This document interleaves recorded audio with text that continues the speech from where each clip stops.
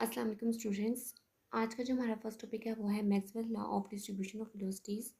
इसमें वो कहते हैं अकॉर्डिंग टू काइनेटिक थ्योरी के मुताबिक all the gases consist of tiny particles. जितनी भी गैसेस होती हैं वो टाइनी पार्टिकल्स पर मुश्तमिल होती हैं। ये वैसे सबको ही पता होता है। The molecules move with different speed.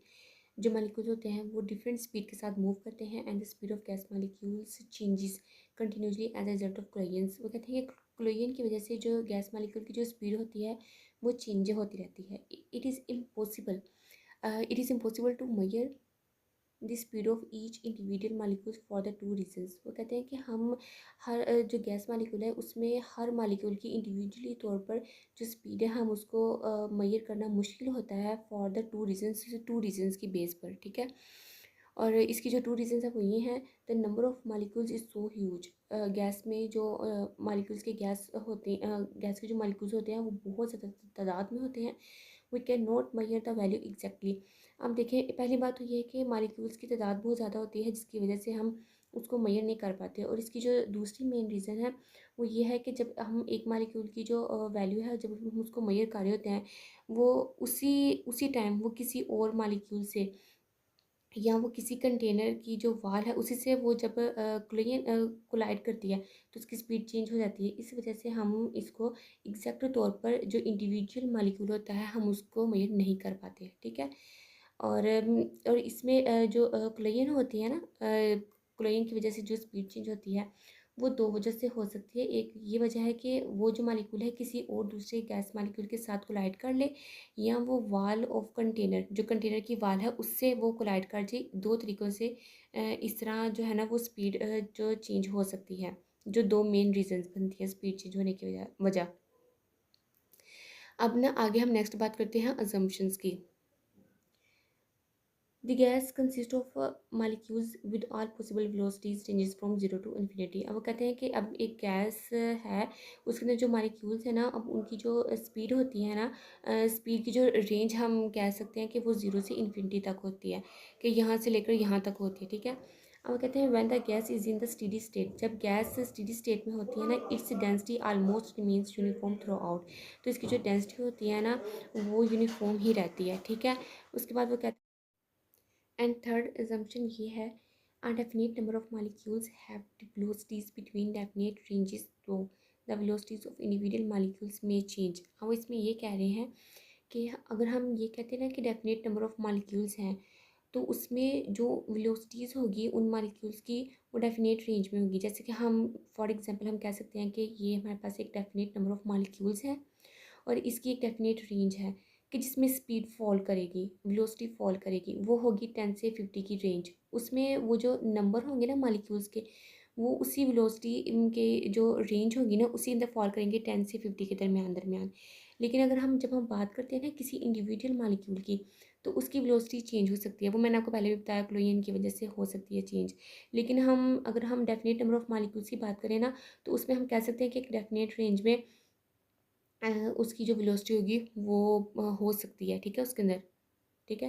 अब नेक्स्ट वो कहते हैं consider a molecule of gas having velocity c. अब वो कह रहे हैं कि एक कंसीडर कर लें आप एक मॉलिक्यूल है गैस का, उसकी जो वेलोसिटी है वो सी है। हम वेलोसिटी को यहाँ पर हम सी से डोनेट कर रहे हैं। ठीक है। And it is represented by a vector having components u we and डब्ल्यू। और इसके जो वेक्टर्स हैं हम उसको यू वी एंड डब्ल्यू से रिप्रेजेंट कर रहे हैं। अब यहाँ पर एक इक्वेशन बनती है वो है C square is equal to U square V square and W square. ठीक है।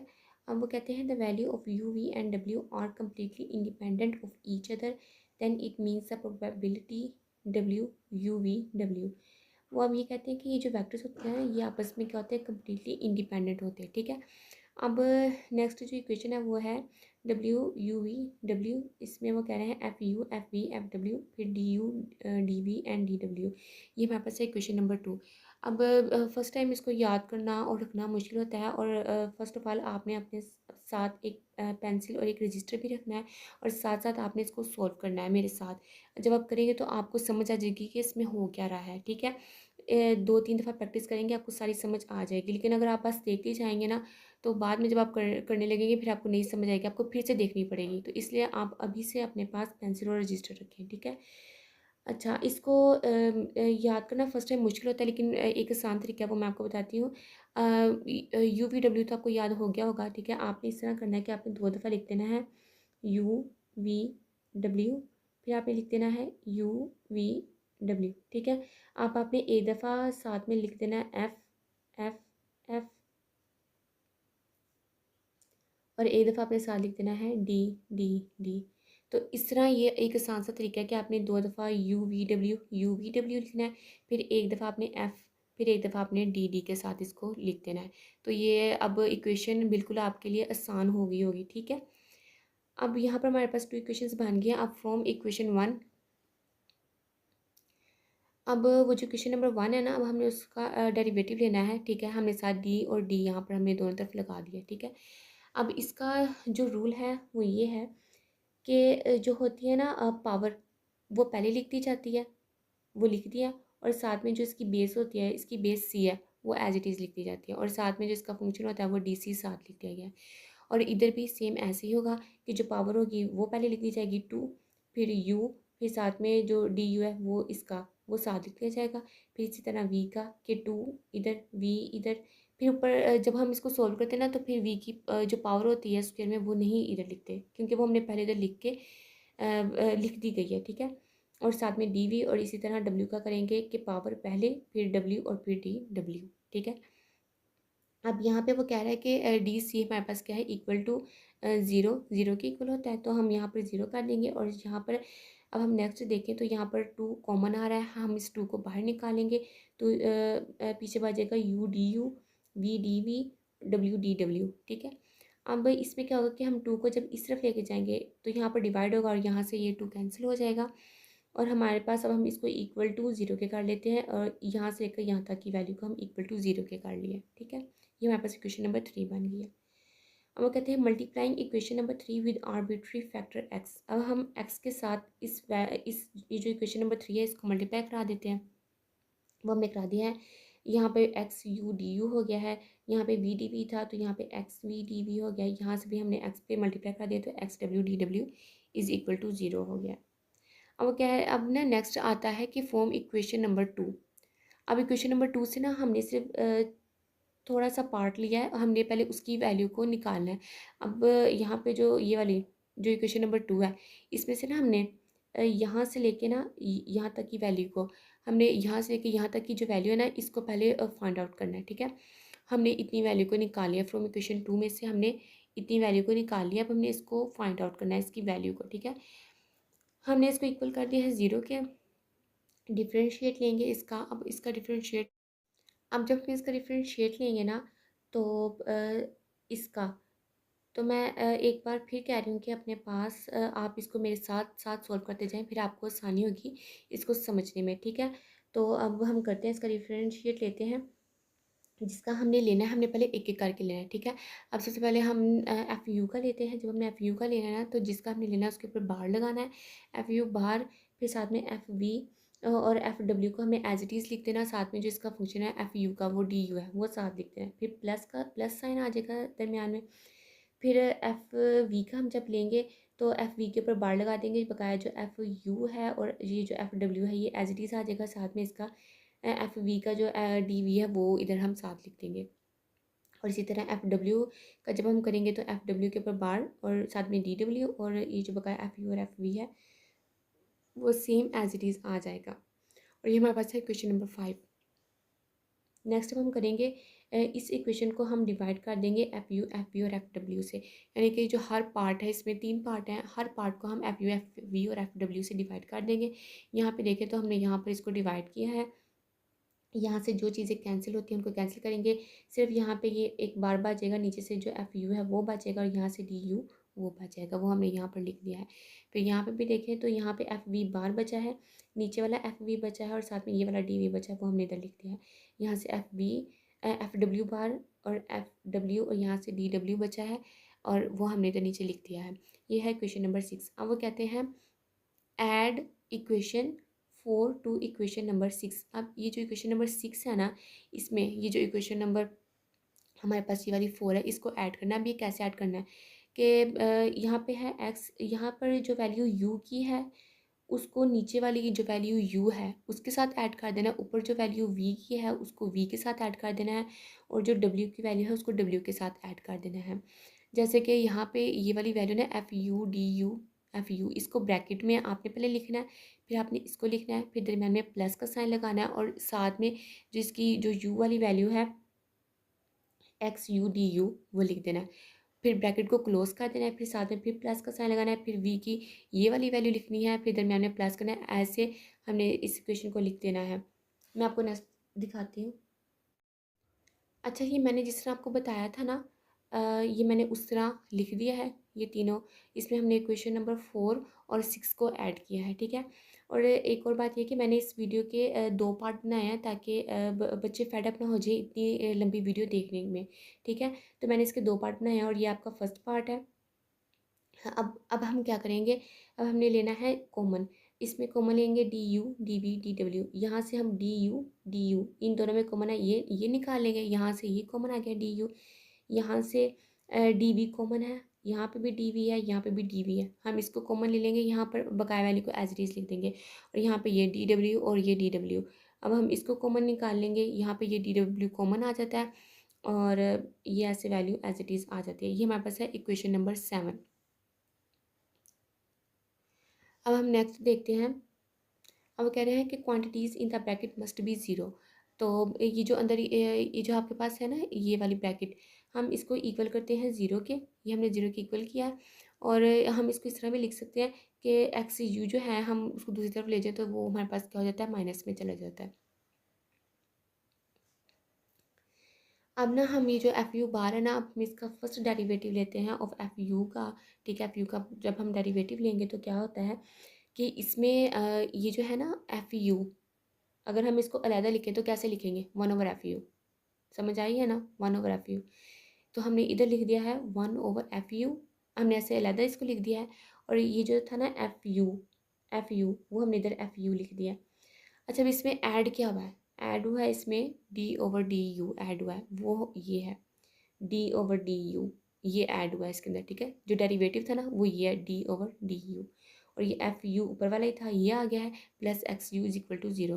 और ऐसे ही अब हमने करना है एफ वी और एफ डब्ल्यू के साथ, कि उसका जो नीचे वाला होता है एफ वी उसको हम ऐसे साइड पे वन ओवर एफ वी लिख देते हैं, साथ में ये ऐड कर देंगे डी ओवर डी वी। बकाया क्वेश्चन सेम ही है, और नीचे यहाँ पर डी ओवर डी डब्ल्यू को हम इधर ऐड कर देंगे, और बकाया यू वाली ही इक्वेशन सेम यहाँ पे बन रही है ए, और ये इक्वेशन है 8 9 एंड 10, ठीक है। अब हम इसमें क्या करेंगे, integrating the above equation 8 9 and 10। अब हम सारों का इंटीग्रेट करेंगे। तो मैंने ये जो क्वेश्चन नंबर 8 थी ना यहाँ पर मैंने लिख दिया ताकि आप लोगों को आसानी हो जाए, ठीक है। सेम ही लिखी है मैंने, one over F U D F u over D you. अब यहाँ यहाँ पर क्या होगा कि यहाँ पर हमारे पास ना प्लस एक्स यू था, ठीक है, यहाँ पर, और इज इक्वल टू ज़ीरो है। अब हमने नेक्स्ट स्टेप में क्या करना है कि प्लस एक्स यू को जब हम इधर लेके जाएंगे तो वो क्या हो जाएगा, माइनस एक्स यू। तो अब हम यहाँ पर वो ले गए हैं, यहाँ पर आ गया है माइनस एक्स यू, ठीक है। अब हम जब इसका इंटीग्रेशन लेंगे ना तो ये जो नीचे डी यू है, ये वाला डी यू, ये उठ के इधर चला जाएगा इस यू के साथ, ये इसका फंक्शन के तौर पर काम करेगा, ठीक है। अब हम जब इसका डेरिवेटिव लेते हैं, अब इंटीग्रेशन लेते हैं। अब आपको पता होगा कि जब आती है ना value one over F you जो भी आ जाए तो उसका नेचुरल लॉग बन जाता है, रूल है ये। तो यहाँ पर अब आ जाएगा नेचुरल लॉग एफ यू, फिर साथ में आ जाएगा is equal to minus x वैसे आएगा क्योंकि ये आर्बिट्री फैक्टर एक्स था, तो इसका हम इंटीग्रेशन नहीं लेंगे। अच्छा, अब इसको सोल्व कैसे करते हैं, इसका रूल है कि इंटीग्रेशन में जो कोई भी फैक्टर है, यू है, ए है, बी है, सी है, इधर यू है, तो यू की जो पावर होती है ना उसमें हमने वन प्लस करना होता है। और अब इसकी पावर क्या है, यू की पावर यहाँ पे कुछ नहीं है, इसका मतलब है वन है, यानी कि हमने वन में वन प्लस करना है, और डिवाइड करके भी जो पावर होती है उसमें वन प्लस करना होता है। तो ये हमारे पास बन जाता है यू स्क्वायर ओवर टू। अब जिसको नहीं समझ आई उसको मैं एक दफ़ा करके बता देती हूँ। इसका रूल है कि पहले आपको पता होना चाहिए यू की पावर क्या है, वन, ठीक है। अब रूल के मुताबिक क्या है कि जो भी पावर होती है उसमें वन प्लस करना होता है, हमने वन प्लस ऐड कर दिया, और डिवाइड करके जो उसकी पावर होती है जो कि हमारे पास वन थी उसमें फिर वन प्लस करना होता है। तो ये हमारे पास क्या बनता है, यू टू ओवर टू, ये हमारे पास बन जाता है। यहाँ पे हमने ये लिख दिया u2/2 प्लस हमने लिया है प्लस नेचुरल लॉग ए। अब नेचुरल अब जब हम इसका इंटीग्रेशन ले लेंगे तो साथ में हम लगा देंगे नेचुरल लॉग ए प्लस नेचुरल लॉग ए। तो ये क्या होता है, natural log A is the integration factor constant. ये इंटीग्रेशन कांस्टेंट होता है, ये हमने इसके साथ लगा दिया, तो ये हमारे पास बन गया है इक्वेशन नंबर 11। अब ना जो मैंने इक्वेशन नंबर निकाली थी 11, उसको मैंने इधर ऊपर लिख दिया है, इधर ऊपर, ये ताकि आसानी के लिए, ठीक है। ये वही सेम इक्वेशन है। अब हम इसको नेक्स्ट सॉल्व करते हैं। नेचुरल लॉग एफ यू, ये जो है ना नेचुरल लॉग ए, अब ये सिंपली हम इसको इधर ले जाएंगे, इधर लेके जाएंगे तो ये माइनस में कन्वर्ट हो जाएगा, ये माइनस में कन्वर्ट हो गया। अब हमारा रूल होता है कि जो नेगेटिव नेगेटिव में होता है वो हमारे पास डिवाइड में हो जाता है, और जो प्लस में होता है वो उसको हम मल्टीप्लाई करा देते हैं, ठीक है। यहाँ पे हमारे पास नेगेटिव है तो हम इसको डिवाइड करा देंगे। नेचुरल लॉग ऐसे बाहर ही आ जाएगा, एफ यू ओवर ए आ गया है, और is equal to minus x u square over 2 as it is ही आ गया, ठीक है। अब हमने इस नेचुरल लॉग को ख़त्म करना है, हम यहाँ पे एंटी लॉग ले लेंगे। और आपको पता है कि जब हम एंटी लॉग लेते हैं तो ये नेचुरल लॉग ख़त्म हो जाता है, ये ऊपर वाला, ठीक है। ये ख़त्म हो गया तो एफ यू ओवर ए आ जाता है इज इक्वल टू, अब यहाँ पर नेचुरल लॉग नहीं था है तो यहाँ पर एंटी लॉग आ जाएगा ई, और ये पावर में सारी वैल्यू चली जाएगी, minus x u square over 2, ठीक है। अब इसमें क्या होता है नेक्स्ट, कि ये जो एफ यू है ना, एफ यू ओवर ए, ये जो ए है ये अब इस तरफ चला जाएगा, ए इस तरफ चला गया है, तो ये हमारे पास ये इक्वेशन इस तरह बन चुकी है, ठीक है। अब हमने नेक्स्ट क्या करना है कि f u is equal to a dot e minus u square over alpha square. ये अल्फा स्केयर कहाँ से आया है, वो कहते हैं कि for the sake of convenience, यानी कि आसानी के लिए हमने इक्वेशन को आसान बनाने के लिए हमने क्या किया है, हमने x/2 को रिप्लेस कर दिया है 1/अल्फा स्क्वायर से, ठीक है। अब इसमें एक मैं आपको ट्रिक बता देती हूँ कि आपको कैसे याद रखना पड़ेगा कि यहाँ पर 3 वैल्यूज़ हैं, तो हमें ऐसी कौन सी 2 वैल्यूज़ लेनी पड़ेंगी कि 1/अल्फा स्क्वायर के लिए बाज़ औक़ात इंसान भूल जाता है एग्ज़ाम में, जब स्ट्रेस होता है तो हम भूल जाते हैं कि हम इधर कौन सी जो वैल्यू है उसको हमने 1/अल्फा स्क्वायर किया था। तो जो इसकी ट्रिक है वो ये है कि यहाँ पर हमने ना ऊपर भी और नीचे भी स्क्वायर वैल्यू को रखना है, ऊपर भी स्क्वायर को और नीचे भी स्क्वायर को। ये एक ट्रिक है, जब आपको ये याद होगा ना कि यहाँ पर भी स्क्वायर आना चाहिए, यहाँ पर भी स्क्वायर आना चाहिए, तो आपको इससे ये याद होगा कि यहाँ पर हमने यू स्क्वायर को छोड़ देना है कि ये तो रिजल्ट में आनी चाहिए। तो हम पीछे क्या बचता है x/2, तो इसका मतलब क्या है कि x/2 का 2 को हमने रिप्लेस कर देना है 1/अल्फा स्क्वायर से, वो हमने कर दिया है। तो यहाँ पर क्या बचा है, you square over alpha square. आप इसको याद रखें स्क्वायर स्क्वायर से, स्क्वायर स्क्वायर से, ठीक है। तो आपको ये ट्रिक होगी, आप और आपको ये भूलेगी भी नहीं। याद करने से बेहतर जो ट्रिक्स होती है ना वो कभी नहीं भूलती। अब हमने क्या करना है, अब जिस तरह हमने u को सॉल्व किया ना उसी तरह हमने v और w को सॉल्व करना है। इसमें बस फ़र्क इतना होगा कि जहाँ पर u है वहाँ पर आपने v और w लगा देना है, और कोई इसमें डिफरेंस नहीं है। ये हमारे पास इक्वेशन 12, 13 और 14 बन चुकी है। अब वो कहते हैं substitute equation 12, 13, 14 in equation number 2। अब कुछ याद आया आपको कि हमने ये जो इक्वेशन बनाई है 12, 13 और 14, इसको इक्वेशन नंबर 2 में हमने ऐड करना है। वो कौन सी इक्वेशन नंबर 2 थी, अगर मैं आपको याद करवाऊँ तो ये वो इक्वेशन नंबर, ये वाली 2 इक्वेशन नंबर है जिसमें मैंने आपको कहा था कि हमें यहाँ से यहाँ तक का पार्ट लेना है और इसकी वैल्यू को फाइंड आउट करना है, फिर हमने इसके अंदर पुट करना है। अब यहाँ से जो यहाँ तक की वैल्यू थी एफ यू की, एफ वी की, एफ डब्ल्यू की, वो हमें ये मिल गई है, ये वाली एफ यू की, एफ वी की, एफ डब्ल्यू की। अब वो हमने इसमें क्या कर देनी है, ऐड कर देनी है, बकाया डी यू, डी वी और डी डब्ल्यू एज इट इज़ ही रहेगा, ठीक है। अब हमने इधर देखें तो इधर हमने एफ यू की, एफ वी की और एफ डब्ल्यू की वैल्यू को ऐड कर दिया है, सब में डी यू, डी वी और डी डब्ल्यू एज इट इज़ ही रहा है। अब हम इसमें क्या करते हैं, ये ए हर एक में है ना, तो हम ए का क्यूब ले लेते हैं और ई माइनस, जब हम इनको इकट्ठा करके लिखते हैं ना तो इसमें जो अल्फ़ा स्क्वायर है वो सब में सेम है, सिर्फ यू वी डब्ल्यू का फ़र्क है ना, तो हम अल्फ़ा स्क्वायर का ऐसे इकट्ठा से लिख देते हैं, डिवाइड कर देते हैं। ये सबके साथ हो रहा है, ठीक है, ये भी सबको पता ही है। अब यहाँ पे क्या बच रहा है, हमने ये जो माइनस है ये इसको बाहर रखा है और दरमियान में हमने ये प्लस प्लस के साइन लगाए हैं, ठीक है। माइनस हमने कॉमन लिया, इसमें क्या u square v square, u square plus v square plus डब्ल्यू स्क्वायर। अब आपको कुछ याद आना चाहिए कि जो हमारी फर्स्ट इक्वेशन थी वो क्या थी, वो थी c square is equal to u square plus v square plus डब्ल्यू स्क्वेयर। तो अगर आप इधर देखें तो ये भी सेम ही है, u square plus v square plus डब्ल्यू स्केयर। तो अब हम यहाँ पर क्या करेंगे, हम इसकी जगह हम सी स्क्वेयर लिख देंगे जो कि यहाँ पर था, क्योंकि ये जो इक्वेशन थी ये सी स्क्वेयर के बराबर थी ना, तो हमने यहाँ पर सी स्क्वेयर लिख दिया, सिंपल। ठीक है, यहाँ पर हमने सी स्क्वेयर लिख दिया। अब यहाँ पे बनता है W U V W is equal to A cube E minus C square over alpha square D u d v d W, और ये हमारे पास है इक्वेशन नंबर 15।